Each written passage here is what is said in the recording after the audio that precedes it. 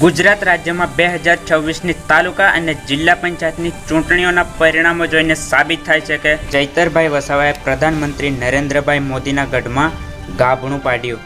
એટલે ગૃહમંત્રી હર્ષભાઈ સંઘવી અને મુખ્યમંત્રી ભૂપેન્દ્રભાઈ પટેલને પોતાની ખુરશીઓ ગુમાવવાનો ડર હોય એવું લાગે છે, જેથી તેઓ કોર્ટમાં હસ્તક્ષેપ કરી રહ્યા છે.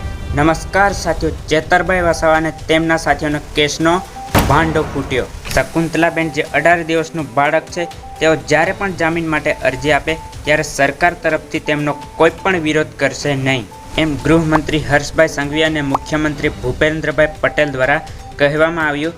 તે એક સરકારી વકીલ જમાવટ ન્યૂઝ નામની ચેનલ પર કહી રહ્યા છે. સરકારનું કહેવું છે કે માનવતા યાદ આવી ગઈ એટલે શકુંતલાબેન જામીન માટે અરજી કરશે તો તેઓનો સરકાર તરફથી કોઈ પણ વિરોધ કરશે નહીં. પણ મારે એક વ્યક્તિગત રીતે કહેવું છે કે માનવતા નહીં પણ સત્તામાં બેઠેલા ઉમેદવારોને પોતાની ખુરશીઓની યાદ આવી ગઈ હોય એવું લાગે છે.